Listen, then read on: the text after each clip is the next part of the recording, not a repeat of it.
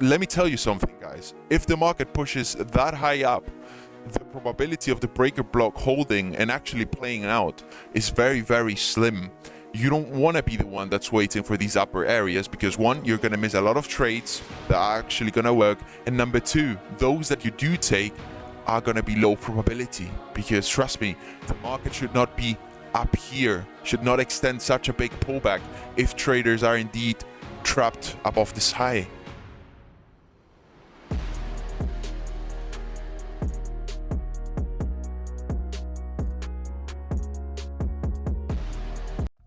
You have been trading breaker blocks for a while now, yet you seem to be failing at them. You cannot make them work. Every trade you take seems to be ending up with a stop out.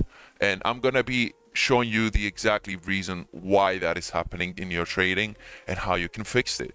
I'm going to be doing so by working with these two graphs. It's going to be as simple as that. You're not going to need to learn anything else. What I'm going to be teaching you here can be turned into a tradable strategy that you can trade for the rest of your days.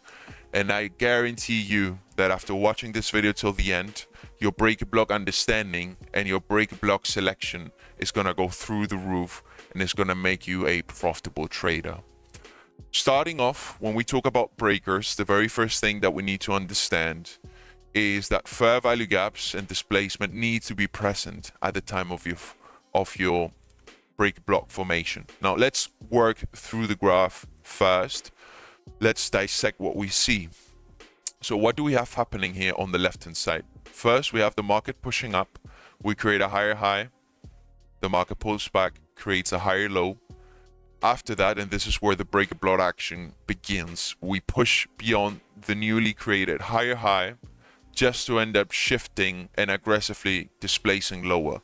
This is with this leg lower here where your breaker block forms. Now, what has happened here? Because this is what so many people get wrong. First, we have grabbed liquidity above a major high, which once again, we know that stop orders and buy stops are going to be resting above it, which is going to initiate trades and it's going to trap volume that you can take advantage of. Once we have that done, we then need to see the displacement and the market structure shift. The moment we break below and accept below this low, we have a change in the market structure. Once that has occurred, you then are going to refer to the breaker block, which technically speaking is this entire section here from low to high. But if you want to have a high probability and be actually precise, you're going to refine it to the last candle. And this might sound confusing, but as we jump into the charts with actual candles, it's going to get a lot clearer. This is going to be your breaker, and you need to make sure that this leg down here, this is the most important concept of it, has displacement and has fair value gaps that form on the way down. Now, if that is all present, and if you get what is called acceptance, which is key, because it's not the same thing, guys, for a breaker to work if we just wick below the previous low and start moving up into the breaker. You don't want to take that trade because probability dictates that we're going to go ahead and make a new higher high, which is why so many of your trades have probably been getting stopped out. What you really want to see here is the market structure aggressively shifting lower and closing well below it. Acceptance is defined by at least 2 consecutive candles closing below the low here that changes the market structure.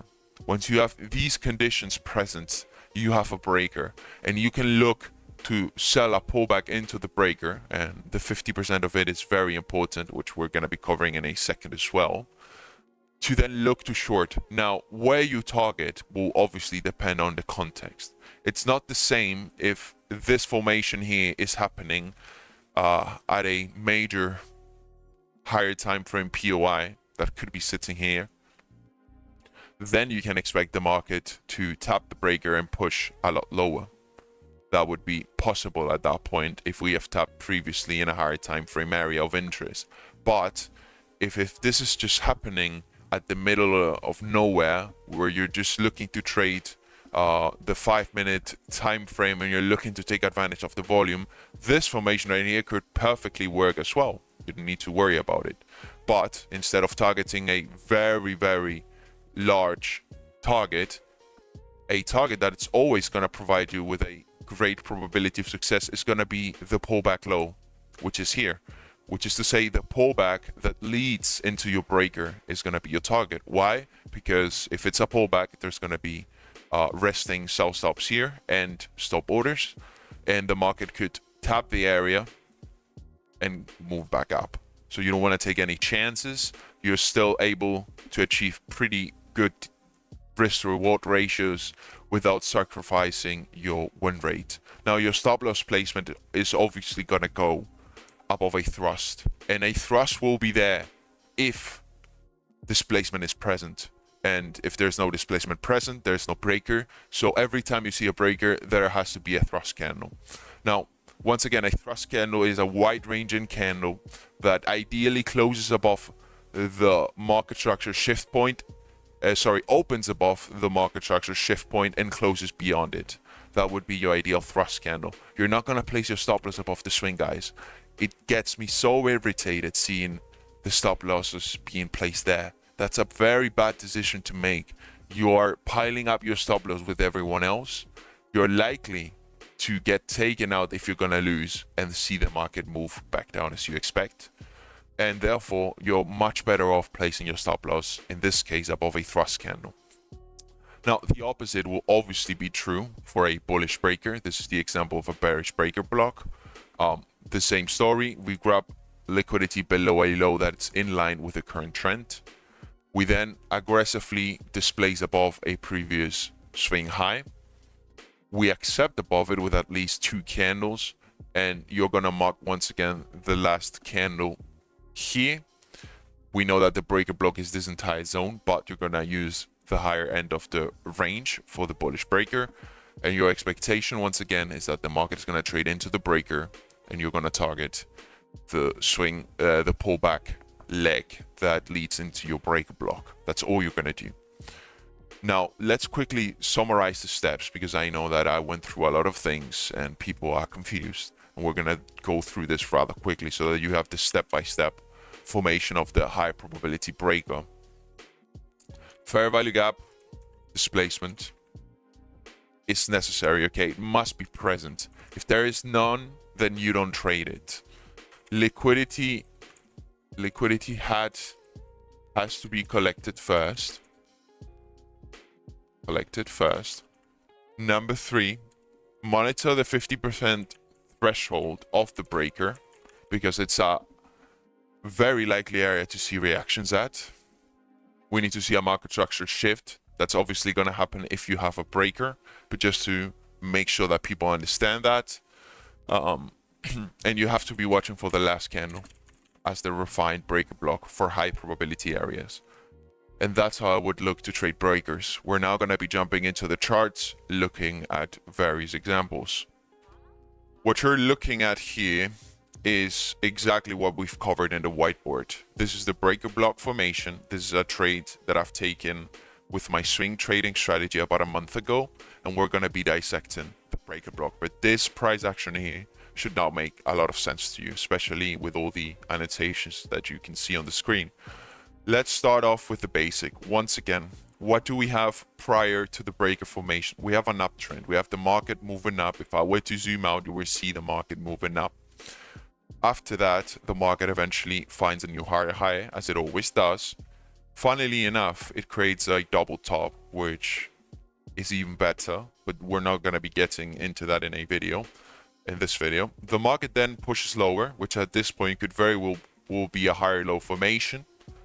The market moves back into the highs, initiate long positions, right? People have taken buy positions as we break above these highs here on the left. And people that were short because of this bearish leg to the left hand side have been stopped out with their corresponding stop losses above these highs here. Once that is happening, we know that the order book has been cleared, and all you're doing now is waiting for the market structure shift, which once again on this time frame is below this low here. Once you have that happening, we need to see how that is happening, which is the fair value gap displacement that we spoke about. We ask ourselves this simple question: are we displacing lower as we break below the market structure shift point, which is once again here? The answer is yes.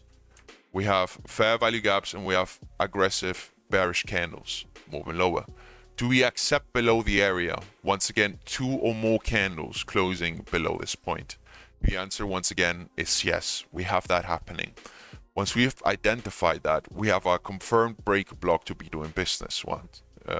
Should be now very obvious. Once again, previous uptrend, the market grabs liquidity above the newly established higher high here. Then we displace lower below the market structure shift point and accept below it with displacement and fair value gap formation. And at that point, we're valid to sell the pullback. Once again, if we don't have a higher time frame reason to expect the market to drop hundreds of pips, we're just going to be targeting here, which is going to be very precise as well. And it's going to allow you for a high win rate with a very decent risk reward ratio. This is the pattern right here. It's very simple by now. You should understand what is happening here. The breaker block forms. We refine it once again to the last candle, which is this section here. Although technically speaking, your breaker block would be this entire up move here. But you don't want to use that big of a zone because it's going to be very hard to isolate trade ideas. Now, where is my stop loss? And this is where people lose out on a lot of profit and have so many issues. My stop loss goes above this high, guys. I am aware that there is a order block here that could see a mitigation and success drop away from it. But once again, guys, when you see this formation here, which is the breaker, you're not expecting that the market is gonna go ahead and push all the way back up here into these areas to then drop lower. The reason why you're not expecting that is because traders are caught here, because traders have been initiated long at this point, and the market is not going to allow them to get out of break even. So you should expect that the market is going to drop consecutively, and it's going to do so at the breaker area, which once again is here. That is your breaker area. This was my guide on the breaker block, and I'll see you guys in a future video.